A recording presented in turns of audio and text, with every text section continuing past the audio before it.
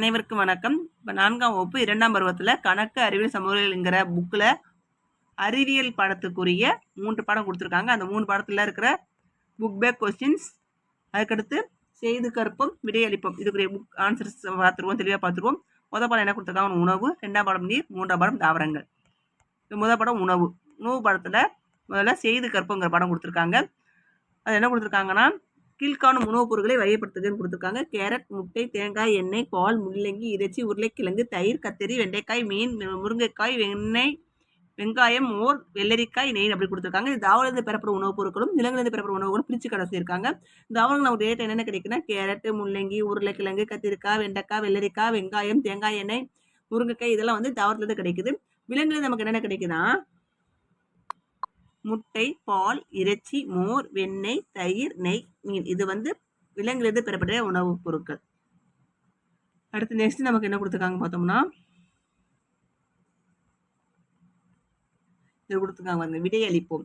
ஏவேனும் 5 பச்சையான மற்றும் சமைத்த உணவுகளை எழுதவும் கொடுத்துருக்காங்க. பச்சையான உணவுகள் என்ன, சமைத்த உணவு என்னன்னு எழுத போறோம். பச்சையான உணவு வந்து பழங்கள், காய்கறிகள், கொட்டைகள், கிழங்குகள், தேன் இதெல்லாம் வந்து பச்சையான உணவுகள். அதுவே சமைத்த உணவுகள் என்னென்னு பார்த்தோம்னா, இட்லி, பொங்கல், பூரி, சாதம், இடியாப்பம் நிறைய இருக்குல்ல, அது வரும். அடுத்து நெக்ஸ்ட்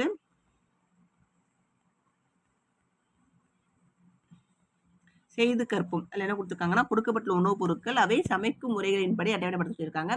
இது வந்து அரிசி, பூரி, முறுக்கு, சோளப்பொரி, இட்லி, மீன், புட்டு, பருப்பு, இடியாப்பம், நிலக்கடலை எல்லாம் கொடுத்துருக்காங்க. இதில் வேக வைக்கிற ஐட்டம் என்னன்னு பார்த்தீங்கன்னா, பருப்பும் அரிசி நம்ம வேக வைத்து சாப்பிட்ற பொருட்கள். அவள் நீராவியல் வேக வைத்தல் என்னன்னு பார்த்தோம்னா, புட்டு, இடியாப்பம், இட்லி இதில் வந்து நீராவியால் வேக வைக்கிற பொருட்கள். ஒரு வறுத்தலுக்கு வந்து என்ன வரும், நிலக்கடலை, சோளப்பொரி இதை வந்து வறுப்போம். பொரித்தல் வந்து முறுக்கு, பூரி, மீன் இதெல்லாம் வந்து பொரிக்கிற பொருட்களாக வரும். அடுத்து நெக்ஸ்ட் விடையளிப்போம். விடையளிப்பத்தில் என்ன கொடுத்துருக்காங்கன்னா, உன் வீட்டில் பின்பற்றப்படும் சமையல் முறைகளை எழுத கொடுத்துருக்காங்க. நிறைய சமையல் முறை இருக்குது. நம்ம தெரிஞ்ச பொரித்தல், வேக வைத்தல், நீராவியில் வேக வைத்தல் வரும்ல, வறுத்தல், புரிதல் எதனால எழுதிக்கலாம். அதுக்கடுத்து 2 சரியா அல்லது தவறா என்ன எழுதுன்னு கேட்டிருக்காங்க. சமைக்கும் முன் கைகளை கழுவ வேண்டும். சரியா தவறா? சரி. அதுக்கடுத்து 2வது கொஸ்டின் கொடுத்துருக்காங்க பாருங்க. காய்கறிகள் மற்றும் பழங்களை நறுக்கிய பின் கழுவணும். நறுக்கிறவர் கழுவக்கூடாது, நறுக்கிறது மேலே கழுவணும். அதனால இது வந்து தவறு.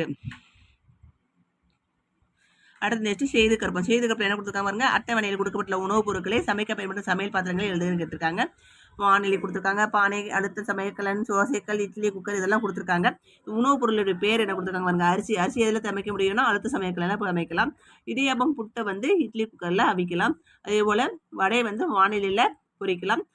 சாம்பார் வந்து பானையில் தான் வைக்க முடியும். தோசை வந்து தோசைக்கல்லில் சுடலாம். அதனால என்னென்ன உணவுப் பொருட்கள், என்னென்ன சமையல் பாத்திரங்கள் யூஸ் பண்ணுறாங்க அப்படிங்கிற மாதிரி பார்த்துட்டோம். அது விடையளிப்போம். விடையளிப்பம் வந்து சரியா அல்லது தவறா என்ன எழுதுகிறேன் கொடுத்துருக்காங்க. முற்காலத்தில் மக்கள் தங்கள் உணவை அழுத்த சமையல்களை சமைச்சாங்க கிடையாது. அப்போ அழுத்த சமையல்கள்லாம் கிடையாது. 12 வருஷம் சமைச்சாங்க. அதனால இது தவறு. சூரிய அடுப்பு எரிபொருளை பயன்பாட்டை குறைக்குது, சரிதான். அழுத்த சமையல்கள் என்பது சமையல் பாத்திரம் இல்லை, இது தவறு. அழுத்த சமையல்கள்ங்கிறது ஒரு பாத்திரம் தான். இது குக்கர் தான் நம்ம என்ன சொல்றோம்னா அழுத்த சமையல்கள்னு சொல்றோம். அடுத்து நெக்ஸ்ட்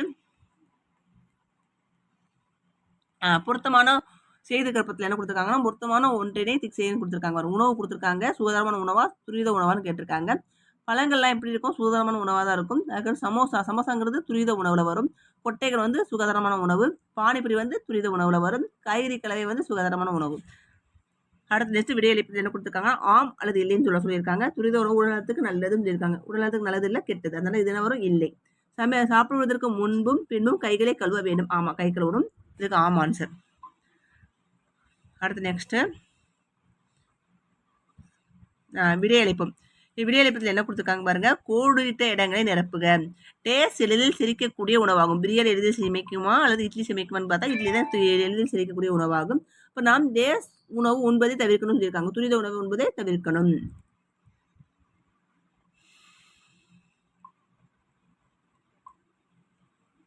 அடுத்து விடையளிப்போம். கோடிட்ட இடங்களை நிரப்புக. உலக பட்டினியால் வாடுவோர் தினம் கடைபிடிக்கப்படும் நாள் வந்து மே 28. 2வது கொஸ்டின், ஊறுகாய் டேஸ் முறையில் பாதுகாக்கிறாங்கன்னா உப்பில் ஊற வைக்கிற மூலமாக பாதுகாக்கிறாங்க. அப்புறம் புக் பேக் கொஸ்டின் பாருங்க. மதிப்பீடு. சரியான விடையை தெரிந்து எழுதுக. இதில் என்ன கொடுத்துருக்காங்கன்னா, முதல் கொஸ்டின், இவற்றுள் எந்த உணவு சமைக்காமல் உண்ணலாம்னு கேட்டால் கேரட். கேரட் வந்து சமைக்காம பச்சையாகவே சாப்பிடலாம். அதுக்கு 2வது கொஸ்டின் வந்து சமைக்காத உணவு என்பது டேஸ், பச்சையான உணவு. அதுக்கடுத்து 3, சூரிய அடுப்பு டேஸ் மாசுபாட்டை குறைக்கிறது அப்படின்னா காற்று மாசுபாட்டை குறைக்கிறது. 4, கீழ் உள்ளவற்றில் எதனை உலர வைத்தல் முறையில் பாதுகாக்க முடியும். இது வந்து வாழைப்படத்தை சொல்லியிருப்போம். உலர வைத்தல் முறையில் பாதுகாக்கிற பொருள் வந்து பயிர் வகைகள் தான் வரும். அதுக்கு நெக்ஸ்ட் 5 நாம் டேஸ் மூலம் உணவு வீணாவதை தவிர்க்கலாம். அப்படின்னா தேவைப்படுவதற்கு அளிப்பதன் மூலமாக உணவு வீணாவதை தவிர்க்கலாம். இப்போ 2வது கொஸ்டின் குறித்த இடங்களை நிரப்புக. டேஸ் நமக்கு வேலை செய்யவும் விளையாடவும் ஆற்றல் தருது. என்ன உணவு வந்து நமக்கு வேலை செய்யவும் விளையாடவும் ஆற்றல் தருதுன்னு பார்த்தோம்னா பச்சையான உணவு. அதுக்கடுத்து சமைத்த உணவு எளிதாக டேஸ் செரிக்கும். அதுக்கு நெக்ஸ்ட் 3வது கொஸ்டின் அடுத்த சமையல் கலன் ஒரு டேஸ் சமையல் பாத்திரம் ஆகும்னா நவீன சமையல் பாத்திரம். அதுக்கடுத்து 4வது நம்முடைய ஆரோக்கியமான வாழ்விற்கு தேவையானவை சுத்தமான காற்று, பாதுகாக்கப்பட்ட நீர் மற்றும் சுகாதாரமான உணவு ஆகும். அதுக்கடுத்து 5 நாம் இடியாப்பத்தை டேஸ் முறையில் தயாரிக்கிறோம்னு கேட்டாங்கன்னா நீராவியில் வேக வைத்த முறையில் தான் தயாரிக்கிறோம். அடுத்து பொறுத்து கொடுத்துருக்காங்க பாருங்க. திராட்சை என்ன செய்யறோம்? அது என்ன உணவு? பச்சை உணவு. நம்ம திராட்சை என்ன செய்வோம்? அவிச்சு செஞ்சு சாப்பிட மாட்டோம், பச்சையாவே சாப்பிடுவோம். அது திராட்சை வந்து பச்சை உணவு. காய்கறி கலவை வந்து சாலட் செய்வோமா.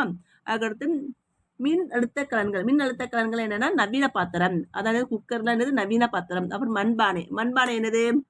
மண்பானை வந்து பழங்கால பாத்திரம். அப்புறம் குறைந்த கொழுப்புள்ள உணவு என்னன்னு பார்த்தோம்னா உடல் நலம் இல்லாத போது எடுத்துக்கொள்ளும் உணவு. குறைந்த கொழுப்புள்ள உணவுகளை தான் உடல் நலம் இல்லாத போது எடுத்துக்கொள்ளணும். அதுக்கு நெக்ஸ்ட் சரியா அதை தவிர என்ன எழுதுன்னு கொடுத்துருக்காங்க. முதல் கொஸ்டின் பிரியாணி ஒரு பச்சை உணவுன்னு கொடுத்துருக்காங்க. பச்சை உணவா? இல்லை, அது சமைத்த உணவு. அதான் என்ன வரும்? இது தவறு. இப்போ 2வது வந்து வறுத்தல் என்பது சமையலின் ஒரு வகையாகும். சரிதான். நம்மால் தோசைகளை சோறு சமைக்க முடியுமா? முடியாது, அது தவறு. சூரிய அடுப்பின் மூலமாக சமைப்பதற்கு சூரிய ஒளி தேவை. ஆமா, சரிதான். 5 அதிகமான எண்ணெய் உணவுகளை எடுத்துக்கொள்வதும் நம் உடல் நலத்துக்கு கேடு தரும். சரிதான். அப்போ நெக்ஸ்ட் 5வது கொஸ்டின்ல சுருக்கமான விடையிலே கொடுத்துருக்காங்க. இதுல வந்து ஏவேனும் 3 சமைக்கும் முறைகளின் பெயர்களை எழுதி கொடுத்துருக்காங்க. 3 தான் கொடுத்துருக்காங்க. நம்ம புலத்தை எழுதிட்டு பார்த்துக்கோங்க. வேக வைத்தல், ஆவியில் வேக வைத்தல், அழுத்த சமையல், பொரித்தல், வறுத்தல். இதுல வந்து சமைக்கும் முறைகள் இதை 3 மட்டும் எழுதினா போதும். அப்புறம் 2வது கொஸ்டின் உடல் நலம் இல்லாத போது நீங்கள் உண்ண வேண்டிய ஏவேனும் 2 உணவுகள். இட்லி, இடியாப்பம் அந்த ஆவியில வேக வைக்கிறது, நீராவியில வேக வைக்கிற பொருட்கள் தான் உணவுல சாப்பிடணும். இல்லை செமிக்கிற உணவா சாப்பிடணும். அதுக்கு எடுத்துக்காட்டு வந்து இட்லி, இடியாப்பம் கொடுத்துருப்போம். அதுக்கு உங்களுக்கு பிடித்த ஏதேனும் ஒரு பச்சை உணவின் படத்தை வரைந்து அதற்கு வண்ணத்திட்டுங்க. ஒரு கேரட் படம் வரைஞ்சி அது வண்ணத்திட்டுங்க. இல்லைன்னா ஒரு பீட்ரூட் அந்த மாதிரி வரைஞ்சி வண்ணத்திட்டிக்கோங்க. அடுத்த நெக்ஸ்ட் 4வது கொஸ்டின் உணவு பாதுகாப்பு முறைகள் ஏவேனும் 2 பற்றி எழுதுக. உணவு பாதுகாப்பு முறைகள் ஏவேனும் 2 பற்றி எழுதி கொடுத்துருக்காங்க. அது புக்கில்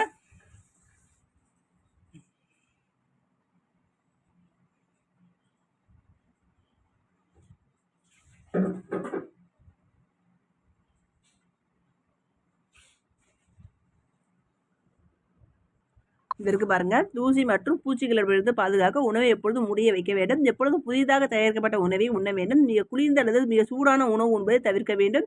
துரித உணவுகள் மற்றும் பொரித்த அல்லது வறுத்த உணவுகளை உண்பதை தவிர்க்க வேண்டும். உணவு உண்ணும் முன்பும் உண்ட பின்பும் கைகளை சோப்பால் கழுவ வேண்டும். இதுல ஏதாவது 2 வரிகள் எழுதிக்கோங்க.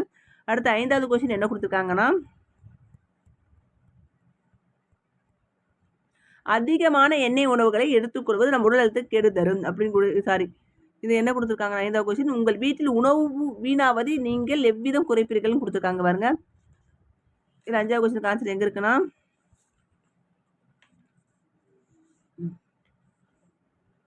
இந்த இருக்கு. இது வந்து பேஜ் நம்பர் 65 பக்கத்துல இருக்கு. உன்னால் எவ்வளவு சாப்பிட முடியுமோ அதை மட்டும் எடுத்துக்கொள். மேலும் எடுத்ததை சாப்பிட்டு விடு. அதிகமுள்ள உணவை பகிர்ந்து உண்ணலாம். அதுக்கடுத்து மீதமுள்ள உணவை தேவைப்படுவதற்கு அளிக்கலாம். இந்த ஆன்சர் தான் ரைட்டு. அடுத்து நெக்ஸ்ட் 5வது கொஸ்டின் கொடுத்துருக்காங்க. 5வதுல என்ன கொடுத்துருக்காங்க? விரிவான விடையை எழுதி கொடுத்துருக்காங்க. ஏவின் 4 உணவு பாதுகாப்பு முறைகளை விவரின்னு கொடுத்துருக்காங்க. இதில் வந்து உணவு பாதுகாப்பு முறைகள் வந்து நமக்கு எத்தனை கொடுத்துருக்காங்கன்னா 4 கொடுத்துருப்பாங்க. 1 2 3 4 கொடுத்துருக்காங்களா. இதில் வந்து உப்பில் ஊற வைத்தல், குளிரூட்டுதல், உலர வைத்தல் மற்றும் புட்டில் அடைத்தல் அப்படி 4 தலைப்பு கொடுத்துருப்பாங்க. விரிவாக எழுத சொல்லியிருக்காங்க. அதனால் இது ஃபுல்லாக எழுதிடணும். பழங்கள் மற்றும் காய்கறிகள் முதலை போன்றவற்றை எண்ணெய் மற்றும் உப்பில் ஊற வைத்து பயன்படுத்தும் முறைக்கு உப்பில் ஊற வைத்தல் என்ற பெயர். இதுக்கு எடுத்துக்காட்டு வந்து ஊறுகாய் கொடுத்துருப்பாங்க. குளிரூட்டுதல் உணவை பாதுகாப்பு குறுகிய காலத்திற்கு அவற்றை குளிர்சாதன பெட்டியில் வைத்திருக்கும் முறைக்கு குளிரூட்டுதல் என்ற பெயர். இதுக்கு எடுத்துக்காட்டு பழங்கள், காய்கறிகள் அப்படி கொடுத்துருப்பாங்க. அதுக்கு நெக்ஸ்ட் உலர வைத்தல் மூலமாக உணவில் உள்ள ஈரப்பதத்தை நீக்கும் முறைக்கு உலர வைத்தல் என்ற பெயர். இதுக்கு எடுத்துக்காட்டு காய்ந்த மிளகாய். 4வது என்ன கொடுத்துருப்பாங்க? புட்டியில் அடைத்தல் காற்று புகாத இறுக்கமான புட்டிகளில் உணவினை சேமிக்கும் முறைக்கு புட்டியில் அடைத்தல் என்ற பெயர். எடுத்துக்காட்டு ஜாம். அடுத்து 2வது கொஸ்டின் என்ன கொடுத்துருக்காங்கன்னு பாருங்க. ஏவேனும் 4 சமைக்கும் முறைகளை விவரின்னு கொடுத்துருக்காங்க. இதுக்குரிய ஆன்சர்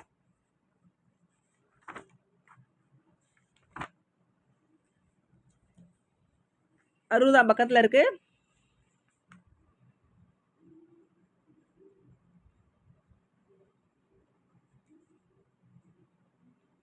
சமைக்கும் முறைகளை விவரிந்தான் கொடுத்துருக்காங்க. அப்புறம் வேக வைத்தல், ஆவியில் வேக வைத்தல், அழுத்த சமையல், வறுத்தல், பொரித்தல். அப்புறம் 4 தான் கேட்டிருக்காங்க. நம்ம 5 போட்டுருவோம். வேக வைத்தல் வந்து இம்முறையில் உணவுப் பொருளானது கொதிக்கும் நீரில் மூழ்க வைத்து சமைக்கப்படுகிறது. இதனால் உணவுப் பொருளானது மிருதுவாகிறது. எடுத்துக்காட்டு அரிசி, முட்டை. ஆவியில் வேக வைத்தல் இது பாத்திரத்தில் உணவை எடுத்துக்கொண்டு அதை கொதிக்கும் நீரின் மேலிருந்து எழுதி வரும் நீராவியால் சமைக்கும் முறையாகும். எடுத்துக்காட்டு இட்லி, இடியாப்பம். அப்புறம் 3வது அழுத்த சமையல். இது அழுத்த சமையல்களின் மூலமாக உணவை சமைக்கும் முறையாகும். எடுத்துக்காட்டு அரிசி, பருப்பு. 4 வறுத்தல். இம்முறையில் உணவானது ஒரு வறுக்கும் பாத்திரத்தில் வைக்கப்பட்டு மூடி வைக்காமல் சூடுபடுத்தி சமைக்கப்படுகிறது. எடுத்துக்காட்டு நிலக்கடலை. அப்புறம் 5 பொரித்தல். இது சூடான எண்ணெயில் உணவினை சமைக்கும் முறையாகும். எடுத்துக்காட்டு சிப்ஸ், பூரி.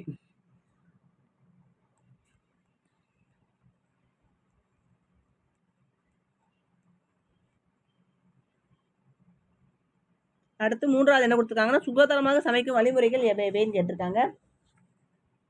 இதுக்கு ஆன்சர் வந்து 61ஆம் பக்கத்தில் இருக்கு.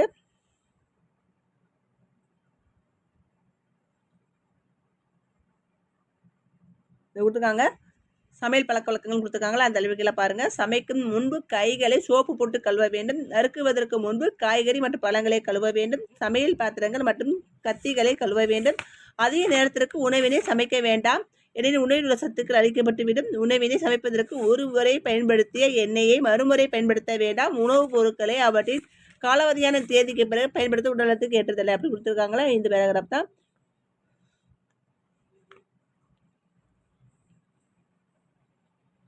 இப்போ மொதல் படத்துக்குரிய question answers, book back questions எல்லாம் தெளிவாக பார்த்து முடிச்சிட்டோம். அப்புறம் 2ஆம் படம் பார்ப்போம்.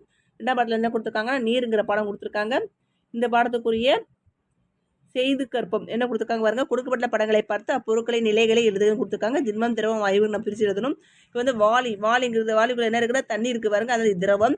அதுக்கடுத்து பனிக்கட்டி திண்மம். அதுக்கடுத்து காற்று நிரப்பப்பட்ட பலூன் அது வந்து உள்ளக்க இருக்கிறது வந்து வாயு நிலையில் காணப்படுறதுனால இது வாயு. அதுக்கடுத்து நம்ம வந்து ஏதோ ஒன்று சூடு பண்ணும்போது ஆவி போன மாதிரி ஒரு படம் கொடுத்துருக்காங்க, இது வாயு.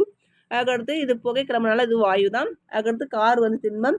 அப்புறம் இது எண்ணெய் பாட்டில் வந்து எண்ணெய் அடைக்கப்பட்டிருக்கா அதில் இது திரவம். அதுக்கடுத்து நாற்காலி ஒரு திண்மம். அப்புறம் ஜூஸ் கொடுத்துருக்காங்களா இதுவும் ஒரு திரவம் தான். அதுக்கடுத்து சட்டை என்னது ஒரு திண்ம பொருள்.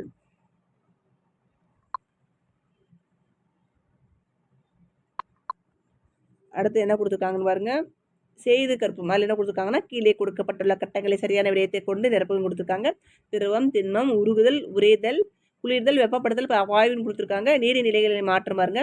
இப்போ வந்து பனிக்கட்டி வந்து உரி என்னவா மாறுது, திரவம் மாறுது. அதில் இந்த இடத்துல வரும் உருகுதல் வரும். பனிக்கட்டிங்கிறது என்ன பொருள்னா திண்ம பொருள். அந்த இடத்துல திண்மம் குறிக்கணும். திண்மம் உருகுதல், உருகி நமக்கு திரவம் கிடைக்குது. திரவத்தை வெப்பப்படுத்தும் போது நமக்கு என்ன கிடைக்கும், வாயு கிடைக்கும். அதே போல் வாயுவை குளிர்விக்கும் போது நமக்கு என்ன கிடைக்கும், திரவம் கிடைக்கும். திரவத்தை ஒரே வைக்கிறது மூலமாக பனிக்கட்டி கிடைக்கும். இதில் இருக்கிற இந்த கடத்துக்குள்ளே இருக்கிறது நம்ம இங்கே நெப்பியாச்சு பார்த்துக்கோங்க. அடுத்து நெக்ஸ்ட்டு விடையளிப்போம். விடையளிப்பது என்ன கொடுத்துருக்காங்க பார்த்தோம்னா பொருட்களின் 3 நிலைகளுக்கும் நீர் ஒரு சிறந்த எடுத்துக்காட்டாக இருப்பது ஏன்னு கேட்டிருக்காங்க. ஏன்னா நீர் வந்து திட பொருளாக இருக்கும்போது பனிக்கட்டியாக இருக்கும். அப்போ திரவமாக இருக்கும்போது நீராக மாறும். வாயு நிலையில் நீராவியாக மாறும். அதனால நீர் வந்து 3 நிலைகளுக்கு மாறக்கூடியனால நீர் ஒரு சிறந்த எடுத்துக்காட்டாக சொல்லியிருப்பாங்க. அதுக்கடுத்து 2வது கொஸ்டின் கீழ்காண்பவற்றில் எது திரவ நிலையில் உள்ளதுன்னு கேட்டிருக்காங்க. மலையா பனிக்கட்டியா பனித்துளியான்னு பார்த்தோம்னா பனித்துளிங்கிறது திரவம், பனிக்கட்டிங்கிறது திடப்பொருள், மலைங்கிறது திரவம். அது அப்படி என்ன வரும்னா மலை தான் கரெக்டாக இருக்கும். பனித்துளிங்கிறது என்னென்னா ஆவியாதல் மூலமாக வருது, அதனால எது வராது, மலை தான் சரியான ஆன்சர். அதுக்கு நெக்ஸ்ட்டு செய்து கற்போம். ஒரு தட்டில் நீரை ஊற்றி அதை உரை வைப்பானில் அதை ஃப்ரிட்ஜில் வைக்கவும் சில மணி நேரத்துக்கு பின் வெளியே எடுக்கவும் நீரில் என்ன மாற்றம் நடைபெற்றிருக்கும் அப்படின்னா நீர் என்ன இருக்கும், பனிக்கட்டியாக மாறி இருக்கும். 2வது இப்பொழுது அந்த பனிக்கட்டி அப்படியே மேஜையின் மீது சிறிது நேரம் வைக்கவும் பனிக்கட்டிக்கு என்ன நிகழும், பனிக்கட்டி அப்படி மேஜை மேலே வச்சா என்ன ஆகும்னா சுற்றுச்சூழல் இருக்க வெப்பநிலையின் காரணமாக அது நீராக மாறும். அடுத்து நெக்ஸ்ட்டு அந்த தட்டில் உள்ள நீரை ஒரு பாத்திரத்தில் ஊற்றவும் வீட்டில் உள்ள பெரியவர்களின் உதவியுடன் அந்த பாத்திரத்தை வெப்பப்படுத்தவும் நீர் கொதிக்கும் போது பாத்திரத்தின் வாய்ப்பகுதியை உற்று நோக்கவும் நீங்கள் காண்பது என்ன, நம்ம என்ன பார்ப்போம், நீராகவே பார்ப்போம். அப்புறம் என்ன ஆகுது, நீர் வந்து வாயு நிலைக்கு மாறுது. அடுத்து நெக்ஸ்ட்டு விடையளிப்போம். நம்ம என்ன கொடுத்துருக்காங்கன்னா சரியான விடையை தேர்வு செய்க. நீர் சுழற்சியில் நமக்கு என்னென்ன கிடைக்குன்னா நீர் சுழற்சி மூலமாக ஆவியாதது, அப்புறம் சுருங்குது, அடுத்தது வீழ்படிவாகுது. அதனால இதுக்குரிய ஆன்சர் வந்து இ ஆப்ஷன். அவருக்கு விடையளிப்பில் என்ன கொடுத்துருக்காங்கன்னா சுருக்கில் உள்ள எழுத்துக்களை சரியான முறைப்படுத்தி கோடித்தடங்கள் நிரப்பம் கொடுத்துருக்காங்க. இங்கே இந்த எழுத்து கொடுத்துருக்காங்க, இதுக்கு வந்து சுருங்குதல், இந்த நெக்ஸ்ட் வந்து ஆவியாது, அது நெக்ஸ்ட் வந்து வீழ்படிவாது. இது சரியான ஆன்சராக வரும். அதுக்கு நெக்ஸ்ட் செகண்ட் கொஸ்டின் கொடுத்துருக்காங்க வேளாண்மைக்கு நீர் சுழற்சி அவசியமானதா, ஆமாம். வேளாண்மைக்கு நீர் சுழற்சி கண்டிப்பாக அவசியமானது. ஏன்னா தாவரத்துக்கு நீர் வந்து நீராவி மூலமாக ஆவியாகி மேலே இருக்க மேகங்களோடு சேர்ந்து நம்ம திரும்ப மழையாக பொழியும். அடுத்து நெக்ஸ்ட் 3வது கொஸ்டின், மனிதர்களுக்கு நீர் சுழற்சி ஏன் அவசியமாகிறது? ஏன்னா மனுஷங்க உயிர் வாழ்றதுக்கு என்ன தேவை? நீர் தேவை. அடுத்து 4வது, குளிர்ந்த நீர் உள்ள குவளையின் வெளிப்பரப்பில் நீர்த்தவிளைகள் தோன்றும் நிகழ்வின் பெயர் என்னன்னா என்ன ஆகும்? வெளிப்புறத்தில் இருக்க நீர்த்தவிளைகள் தோன்ற நிகழ்வின் பேர் வந்து ஆவியாதல்.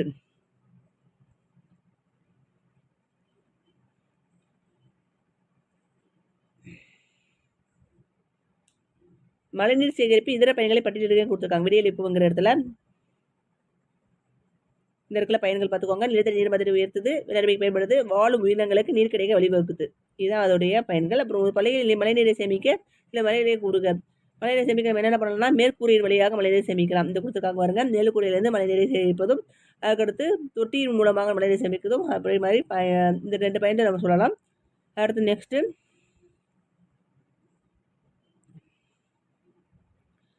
புக் பேக் கொஸ்டின் மதிப்பீடு. சரியான விடையை தேர்ந்தெடுத்து எழுதுக. பூமியில் நீர் மிகவும் டேஸ் வளமாகும், விலை மதிப்புள்ள வளமாகும். Option right. 2வது, நீரானது டேஸ் நிகழ்வில் காணப்படும். நீரானது திட திரவ வாயு, அதாவது பனிக்கட்டி, நீர் மற்றும் நீராவியாக 3 நிலையிலையும் காணப்படும். அதில் இதுக்கு ஆன்சர் வந்து ஆப்ஷன். அப்புறம் 3வது கொஸ்டின், நீரானது டேஸ் வெப்பநிலைக்கு உரியது பனிக்கட்டியாக மாறுதுன்னா 0 டிகிரி செல்சியஸ் வெப்பநிலை அது வந்து பனிக்கட்டியாக மாறிடும். 100 டிகிரி செல்சியஸ் வெப்பநிலை அது எப்படி இருக்கும்னா நீராவியாக மாறும். 10 டிகிரி செல்சியஸ் வெப்பநிலை திரவமாகவே இருக்கும். அதனால 0 டிகிரி செல்சியஸ் நிலையில் பனிக்கட்டியாக மாறுது. அப்புறம் 4வது கொஸ்டின், நீரானது நீராவியாக மாறும் முறை வந்து ஆவியாதல் ஆகும். அதுக்கடுத்து 5வது கொஸ்டின், சுற்றுப்புறத்தில் உள்ள உயிரினங்களின் இயக்கங்களை கட்டுப்படுத்துவது எதுன்னு கேட்டால் நீர் சுழற்சி தான். அடுத்து நெக்ஸ்ட் 2வது கொஸ்டின், குறைந்த நிரப்புக. அதில் முதல் கொஸ்டின் வந்து என்ன கொடுத்துருக்காங்க? நீரானது வெப்பப்படுத்தும் போது தேசப்படுத்து நீரை வெப்பப்படுத்தும் போது என்ன ஆகும்? நீராவியாக மாறும். அப்புறம் 2வது, நீரானது டேஸ் பனிக்கட்டியாக மாறுது. நீரை வந்து உரைய வைக்கிறதுனால என்ன ஆகும்னா பனிக்கட்டியாக மாறுது, அதாவது உறைவதால் பனிக்கட்டியாக மாறுது. அப்புறம் 3வது, நீர்த்திவிளைகள் இணைவதால் டேஸ் உருவாகுது. நீர்த்திவிளைகள் இணைஞ்சு என்ன ஆகுது? மேகமாக உருவாகும். மேகம் உருவானது என்னது? மழை பெய்யும். அதனால என்னது? நீர்த்திவிளைகள் இணைவதால் மேகம் உருவாகிறது. 4வது, நீர் சுழற்சியானது டேஸ் அளவு அதிகரிக்கும். நீர் சுழற்சி நமக்கு என்ன ஆகுதுன்னா நிலத்தடி நீர் மட்டம் அதிகரிக்கும். அதுக்கடுத்து 5, டேஸ் மழைநீர் சேகரிப்பு முறைகள் ஒன்றாகும். மேற்கூரை நீர் சேகரிப்பு முறையும் மழைநீர் சேகரிப்புகளில் ஒன்று. அடுத்து 3ல் சரியா தவறா என்று எழுதுக கேட்டிருக்காங்க. அதில் முதல் கொஸ்டினை கொடுத்துருக்காங்கன்னா பொருட்களின் அனைத்து நிலைகளுக்கும் சிறந்த எடுத்துக்காட்டாக இருப்பது நீராகும். சரிதான். இந்த திட திரவ வாயு 3 நிலைகளுக்கும் சிறந்த எடுத்துக்காட்டாக நீர் தான் இருக்குது. அடுத்து நெக்ஸ்ட் 2வது கொஸ்டின், பூமியின் வெப்பத்தை கட்டுப்படுத்துவது நீர் சுழற்சி ஆகும். இது சரிதான். அப்புறம் 3வது, வெப்பப்படுத்துவதால் நீர் நீராவியாக மாறுவது ஆவியாதல் எனப்படும். இதுவும் சரிதான். அப்புறம் 4வது, நமது மூளை தனது நிறையின் 37% நீரை கொண்டது தவறு. ஏன்னா 73% நீரை கொண்டிருக்கும். அதான் சரியான ஆன்சர். அதனால் இதுக்குரிய ஆன்சர் வந்து இது தவறு. 5, மேற்கூரை நீர் சேகரிப்பு முறை வேளாண்மையில் பயன்படுத்தப்படுது. இது தவறு. மேற்கூரை நீர் சேகரிப்பு முறை வந்து மழைநீர் சேகரிப்பு முறையில் பயன்படுத்தப்படுது. அப்புறம் சுருக்கமான விடையளிகள். இது முதல் கொஸ்டின், நீரின் நிலைகளே எழுதுக. நீரின் நிலையில் வந்து திடநிலையாக பனிக்கட்டியாகவும், திரவ நிலையாக நீராகவும், வாயு நிலையில நீராவியாகவும் இருக்கும். அப்புறம் 2வது கொஸ்டின், உறைதல் என்றால் என்னன்னா வெப்பநிலை 0 டிகிரி செல்சியஸ் கீழே குறையும் போது பனிக்கட்டியாக உரையதான் உறைதல் எனப்படும். அதுக்கடுத்து 3வது கொஸ்டின், நீர் சுழற்சியில் உள்ள முறைகள் எழுதுக. நீர் சுழற்சியில் முறைகள் என்ன வரும்னா ஆவியாகும், சுருங்கும், அப்புறம் வீழ்படிவாகும். அப்புறம் 4வது, 2001ஆம் ஆண்டில் மழைநீர் சேகரிப்பு கட்டாயமாக்கிய மாநிலம் என்னன்னா தமிழ்நாடு. அதுக்கடுத்து 5, மழைநீர் சேகரிப்புக்குள்ளே அமைக்க தேவையானவை எவைன்னு கேட்டோம்னா இந்த கொடுத்துருக்காங்க பாருங்க. இந்த பேராகிராஃப் தான். ஒரு அளவு மற்றும் வடிவத்தில் மழைநீர் சேகரிப்புக்குள்ளேயே அமைக்கலாம். பொதுவாக 1 அல்லது 2 மீட்டர் அகலம், 2 அல்லது 3 மீட்டர் ஆழம் கொண்டதாக இது அமைக்கணும். இந்த குழிகளை வந்து கற்கள் மற்றும் பெருமணல் கொண்டு நிரப்பணும். அடிப்பகுதியை பெருங்கற்களையும் நடுவில் சிறு கற்களையும் மேற்படியில் மணலையும் வைத்து நிரப்பணும் இருப்பாங்க. இதை வந்து மழைநீர் சேமிப்பு தொட்டியை அமைக்கும் முறைகளில் ஒன்று. அப்புறம் விரிவான விடையிலே நீர் சுழற்சி என்றால் என்ன? நீர் சுழற்சியின் முக்கியத்துவங்களும் ஏவேனும் 3 எழுதுகன்னு கொடுத்துருக்காங்க. நீர் சுழற்சி என்றால் என்னன்னா இதுக்குரிய ஆன்சர் எங்கே இருக்குன்னு பார்த்தீங்கன்னா இந்த இருக்கு பாருங்க. பேஜ் நம்பர் 22 பக்கத்தில். இது வந்து தெளிவாக தெரியல.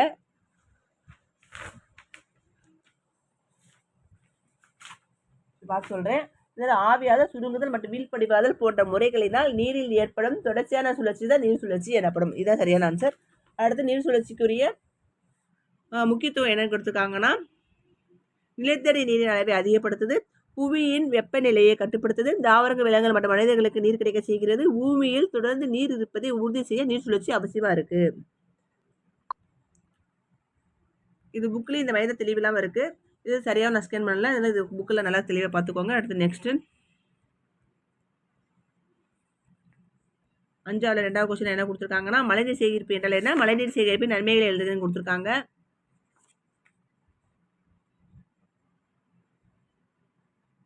இது இருக்கு பாருங்க. 2வது கொஸ்டின் மழை எதிர்கால பயன்படுத்திற்காக மழைநீரை சேகரித்து சேமித்து வைக்கும் முறைக்கு தான் மழைநீர் சேகரிப்பு என்ற பெயர். இதோடைய பயன்கள் என்னன்னா நிலத்தடி நீர்மட்டத்தை உயர்த்தும், வேளாண்மைக்கு பயன்படுது, வாழும் உயிரினங்களுக்கு நீர் கிடைக்க செய்கிறது அப்படின்னு கொடுத்துருக்காங்க.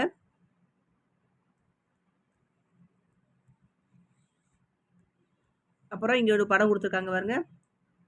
கீழே கொடுக்கப்பட்டுள்ள படத்திற்கு வண்ணம் தீட்டி தேவையான இடத்தில் கீழ்காணும் பெயர்களை எழுதுன்னு கொடுத்துருக்காங்களா. இந்த படம் நம்ம புக்கிலேயே கொடுத்துருக்காங்க. புக்கில் வந்து இந்த பக்கத்தில் எந்த பக்கத்தில் கொடுத்துருக்கான்னு பார்த்துக்கோங்க.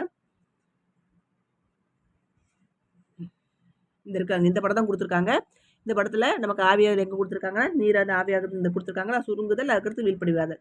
இதை நம்ம எழுதியிருக்கோம். இந்த படத்தை பார்த்து நீங்கள் என்ன பண்ணணும், இந்த படத்துக்கு கலர் அடிக்கணும். 3ஆம் படமாக நமக்கு என்ன கொடுத்துருக்காங்க, தாவரங்கள்ங்கிற படம் கொடுத்துருக்காங்க. இதில் வந்து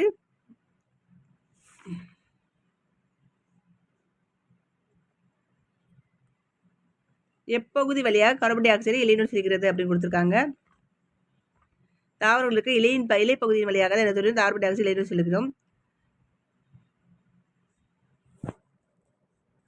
இலையில் இருக்கிற நரம்புகள் வழியாக தான் என்ன செய்யணும்னா நீர்த்துளிகள் வந்து இலைகளுக்குள் கார்பன் டை ஆக்சைடு வாயு வந்து இலைகளுக்குள் நுழையும். அப்புறம் இலையில் எந்த எப்பகுதி நீர் எடுத்துறதுன்னு கேட்டாங்கன்னா நரம்பு வழியாக தான் என்ன செய்யும்னா இலைகளுக்குள் நீரானது உட்செல்ல முடியும். ஓகேயா, இலை துளைகள் வழியாக கார்பன் டை ஆக்சைடு உள்ள செல்ல இயலும். அவ்வளோதான். அடுத்து நெக்ஸ்ட் கொஸ்டின் வந்து விடையளிப்போம். இதில் என்ன கொடுத்துருக்காங்கன்னா அடைப்புக்குறியில் உள்ள எழுத்துக்களை ஒழுங்குபடுத்தி கொடித்திறங்கள் எடுப்பதும் கொடுத்துருக்காங்க. ஒளிச்சேர்க்கையின் போது தாவரங்கள் வெளியிடுவது ஆக்சிஜன். அப்புறம் முதல்நிலை உற்பத்தியாளர் என்பது தாவரம். இலைத்துளை இலையின் டேஸ் பகுதியில் காணப்படுகின்றன அப்படின்னு கேட்டாங்கன்னா அடிப்பகுதியில். உணவு தயாரிப்பில் ஈடுபடும் நிறைவி வந்து பச்சையம்.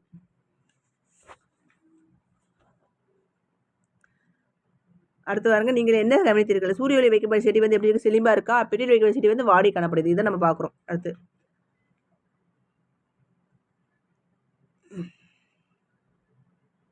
அடுத்து உங்கள் சுற்றுப்புறத்தில் உள்ள பூக்கு மற்றும் பூவா தாவரங்களை பற்றி கொடுத்துருக்காங்க. பூக்கு தாவரங்கள் பாருங்க, மா, வேம்பு, வேர்க்கடலை, நெல். பூவா தாவரம் பாசிகள், பூஞ்சைகள், பிரணைகள்.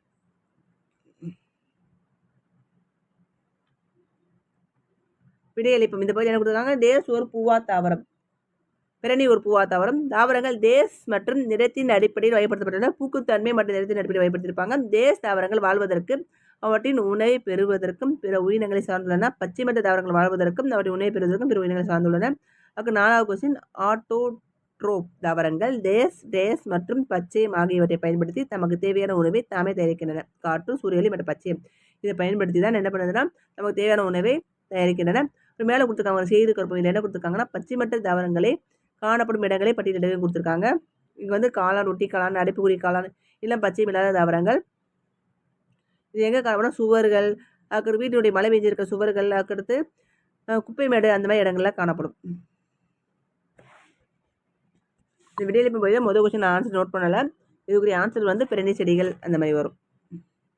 அடுத்து நெக்ஸ்ட்டு, நீங்கள் பூக்களை பத்திரிகைகளா, கீழே கொடுக்கப்பட்டுள்ள கேள்விகளுக்கு பதில் அளிக்க முயற்சிகள் கொடுத்துருக்காங்க. உங்களுக்கு பிடித்த மலர் எது, ரோஜா. உங்களுக்கு பிடித்த மலர் நிறம் என்ன, மஞ்சள் நிறம். அதன் வாசனை எப்படி இருக்கும்னா மனமாக நல்ல மனமாக இருக்கும். அவ்வளோதான். அடுத்து நெக்ஸ்ட்டு விடையளிப்போம். புள்ளிவட்டமானது மலர் மொட்டாக இருக்கும்போது அதனை டேஸ். புள்ளிவட்டம் வந்து மலர் மொட்டாக இருக்கும்போது எப்படி இருக்கும்னா அதை பாதுகாக்கிற வெளிப்புற அடுக்காக தான் இருக்கும். இப்போ 2வது மகரந்தல் வார்த்தை வந்து மகரந்த தூள்கள் உள்ளன. சூலகம் என்பது மலருடைய பெண் பகுதி. மலருடைய பாகங்கள் வருங்க. புள்ளிவட்டம் என்ன கலர் இருக்கும், பச்சை கலர் இருக்கும். அள்ளிவட்டம் வந்து எதில், இது செம்பருத்தி பூவை பற்றி சொல்லியிருக்காங்க. செம்பருத்தி பூவை பற்றி நான் பேசிகிட்டு இருக்கோம். புள்ளிவட்டம் பச்சை நிறத்தில் இருக்கும். அள்ளிவட்டம் வந்து சிவப்பு நிறத்தில் இருக்கும். சூலகம் வந்து சிவப்பு நிறத்தில் இருக்கும். மகரந்தத்தாள் வந்து மஞ்சள் நிறத்தில் காணப்படும்.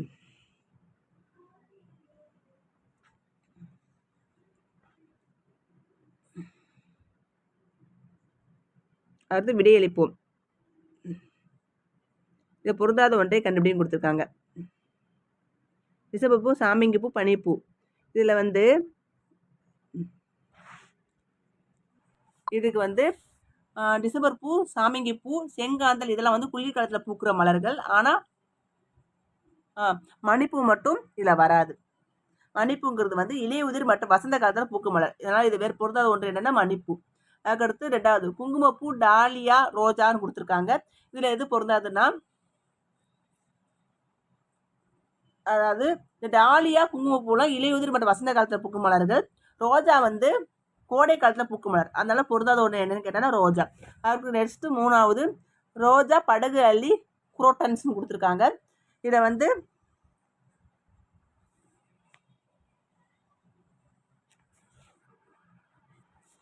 அயல் மகரந்த தாவரங்கள் என்ன பார்த்தீங்கன்னா படகு அள்ளி, குரோட்டன்ஸ். இதில் வந்து அயல் மகரந்தம். இந்த ரோஜா வந்து தன் மகரந்த சேர்க்கையில மூலமாக பூக்கும் மலர்கள்ல வரும். அதனால இதில் வேறுபட்டது என்னன்னா ரோஜா.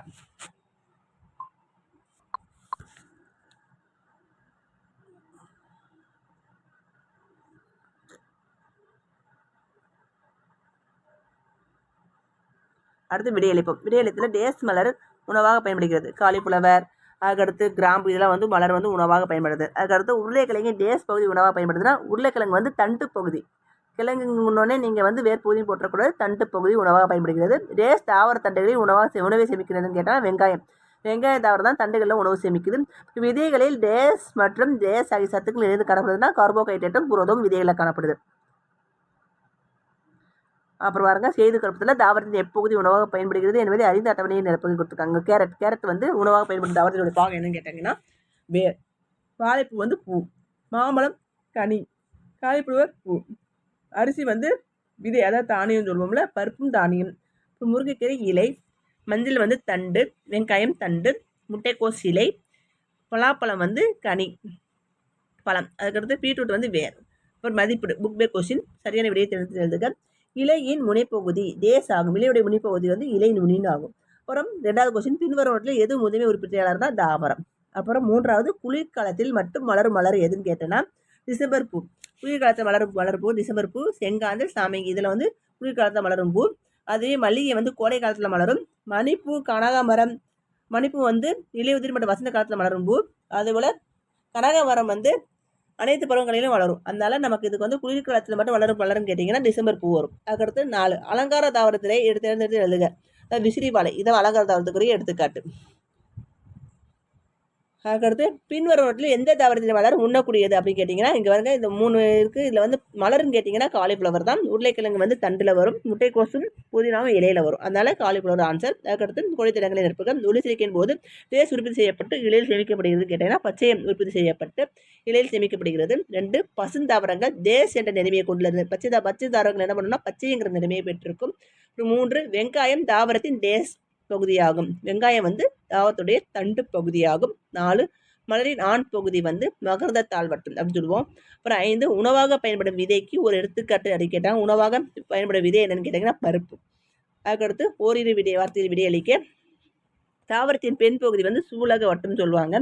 2 உணவாக பயன்படும் ஏதேனும் ஒரு இலையின் பேரை எழுதுங்கன்னா முட்டைக்கோஸ், அதுபோல் புதினா அந்த மாதிரி எழுதலாம். அதுக்கடுத்து 3வது உணவில் நறுமண பொருளாக பயன்படும் பூனா கிராம்பு. கிராம்பு தான் நறுமண பொருளாக பயன்படுற பூ மொட்டு தான் இது கிராம்பு. அதுக்கடுத்து 4 தானியங்களில் காணப்படும் சத்துக்கள் யாவைனா கார்போஹைட்ரேட். அதுக்கடுத்து 5 கோடை காலத்தில் பூக்கும் மலர்களுள் ஏதேனும் ஒன்றின் பேரில் எழுதுக. கோடை காலத்தில் பூக்கும் மலர்கள் என்னென்னா மல்லிகைப்பூ, சூரியகாந்தி, ரோஜா இதெல்லாம் வந்து கோடை காலத்தில் பூக்கும் மலர்கள். சுருக்கமான விடையளி. முதல் கொஸ்டின் இலையின் பாகங்களை எழுதுன்னு கொடுத்துருக்காங்க.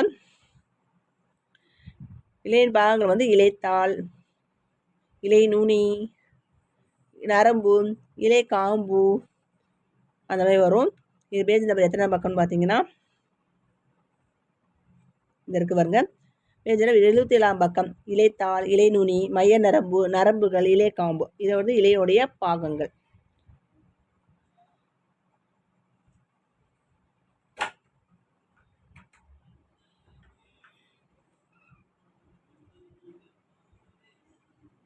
அதுக்கடுத்து ஒளி சேர்க்கை வரையறுன்னு கொடுத்துருக்காங்க. ஒளி சேர்க்கை வரையறுனா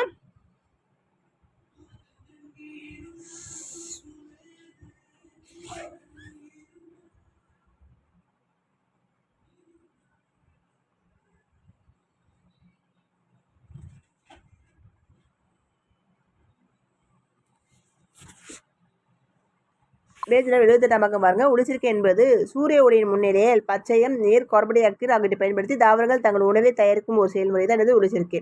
ஒளிச்சேர்க்கை ஈக்குவல் டு ஒளி ப்ளஸ் சேர்க்கை. தயாரித்தல் அர்த்தம். இந்த கொடுத்துருக்காங்களே இதுதான். அடுத்து நெக்ஸ்ட்டு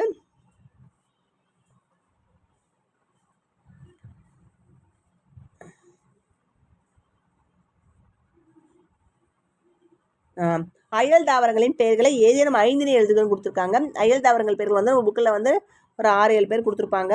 அதில் ஏதேனும் 5 மட்டும் உங்களுக்கு செலக்ட் பண்ணி எழுதுகிற மாதிரி இருக்கும். பேஜ் நம்பர் 85ஆம் பக்கத்தில் பாருங்கள். இது அயல் தாவரங்கள். அயல் தாவரம் அழகு தாவரங்களாக பயன்படுது. சைக்கஸ், சாகோபனை, அதுக்கடுத்து பிரணி, குரோட்டன்ஸ், விசிறிவாழை, படகல்லி, கற்றாழை. இதில் வந்து அழகுக்காக பயன்படுற தாவரங்கள்.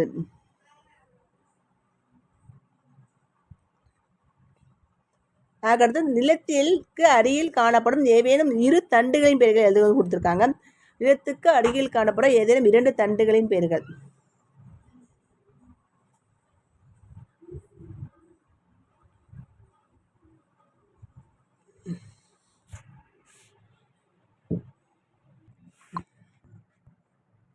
நாலாவது கொஸ்டினுக்கு ஆன்சர் பேஜ் நம்பர் 87ஆம் பக்கத்தில் பாருங்கள். இதுக்கு வந்து சரியான ஆன்சர் என்ன பார்த்தீங்கன்னா இஞ்சி, வெங்காயம், உருளைக்கிழங்கு இது போட்டால் போதும். சில தாவரங்கள் வந்து தண்டுகளின் அதிகமான உணவை செமிக்கின்றன. நம்ம முன்னும் வெங்காயம், இஞ்சி, உருளைக்கிழங்கு போட்டு நிலத்திற்கு அடியில் காணப்படும் தண்டுகள் ஆகும். நிலத்துக்கு அடியில் காணப்படும் தண்டுகள் என்னென்னு கொஸ்டின் கேட்டிருக்காங்க. அதனால் வெங்காயம், இஞ்சி, உருளைக்கிழங்கு இது சரியான ஆன்சர். அடுத்து நெக்ஸ்ட்டு 5வது கொஸ்டின் நாம் ஏன் பார்த்தினியம் தாவரத்தை தொடக்கூடாதுன்னு இப்படி கேட்டிருக்காங்க. பார்த்துக்கோங்க. பார்த்தினியம் எனப்படும் ஒரு வகை கலை செடி. இது வந்து தாவரத்தின் மகர்ந்த தூள்கள் இயற்கையிலேயே ஒவ்வாமை கொண்டவை ஆகையால் இது வகை செடியை தொடாமல் இருப்பது நல்லது. இதுக்கு சரியான நான் என்ன பண்ணலாம்னா இந்த பார்த்தினிய தாவரத்துடைய மகர்ந்த தூள்கள் இயற்கையிலேயே ஒவ்வாமை கொண்டவை ஆகையால் இது வகை செடியை தொடாமல் இருப்பது நல்லது. இது மட்டும் சரியான ஆன்சர். இதில் இருக்கிற 4th சயின்ஸில் இருக்கிற 4th சயின்ஸ் 2nd டைமில் இருக்கிற 1, 2, 3 பாடத்துக்குரிய ஆன்சரையும் நம்ம பார்த்து முடிச்சாச்சு. இதுக்குரிய வீடியோயும் நம்ம முந்தைய வீடியோவில் போட்டாச்சு. இது வீடியோ பார்க்கணும்னா இந்த வீடியோவுடைய டிஸ்கிரிப்ஷனில் லிங்க் கொடுக்குறோம், போய் பார்த்துக்கோங்க. இப்போ வீடியோ உங்களுக்கு பிடிச்சிருந்தா லைக் பண்ணுங்கள், ஷேர் பண்ணுங்கள்.